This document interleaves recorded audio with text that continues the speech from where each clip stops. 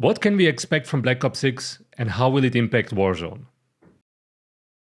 Let's start with the elephant in the room. Close range aim assist has been nerfed. If you are not familiar with rotational aim assist, check out some videos on YouTube. There are plenty that cover this topic. But in short, rotational aim assist is a secondary aim assist that activates when you move your left stick from side to side. So what's the impact? You probably noticed that controller players tend to win all close range fights since MW2. And even players who don't seem highly skilled, myself included, have been managing to win close range battles they would likely lose otherwise. In short term, many players will start losing more close range fights due to the emerging skill gap. In the mid-term, players might try to keep fights at mid-range, where aim assist is as strong as before, if not slightly stronger. At least this is how it feels to me. In the long run, I expect players to simply improve and become more comfortable without aim assist in close range fights. But how can you improve already now? There's a simple trick. If you own MW3 multiplayer, set up a private match against bots for roughly 10 to 15 minutes and disable visual aim assist support. Doing this daily, or at least before you start playing, will improve your aim within the next few weeks. If you don't have MW3 multiplayer, you can play Plunder instead. Just make sure that you engage as many players as possible and that you disable visual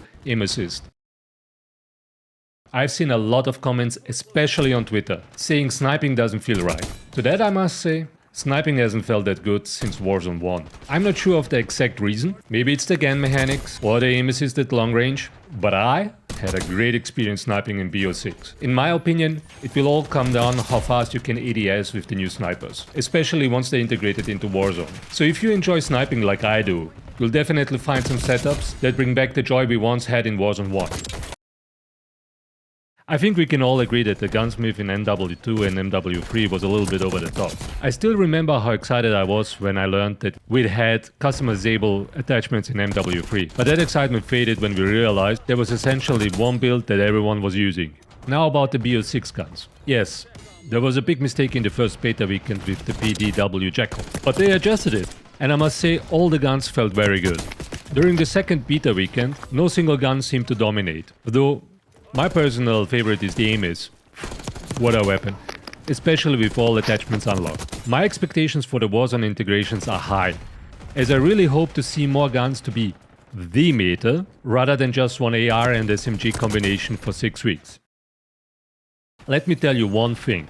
Once you realize that you can slide backwards and sideways, you will be starting to dominate lobbies. For me, it took about 2 hours to figure out how and when to use the new movement effectively.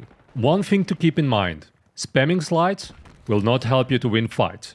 Instead, use it in combination with your environment. One of the best aspects of the new movement is the ability to slide behind any object at any time and take advantage of peeking positions, which I personally of course highly recommend. And if you're worried about people flying around the map while shooting, don't be. They always fly at the same pace, and once your muscle memory kicks in, you will have a blast shooting them down. It's back, and it's probably in the best form ever. Unlimited tech sprint is available again, but here it comes, only while you're holding a knife. And here's another thing, you don't need to worry to put the knife in your melee spot, because now with BO6 you will always have a knife. The only thing that you have to do is to press down the melee button. I think this change strikes a perfect balance between mobility and avoiding the issue of players exploiting this movement. While you still can move quickly across the map, you won't be able to pull up your gun as fast as you could in Warzone 1. Personally, I think this is a great change. What do you think about the new changes? And what are your expectations on the integration with Warzone?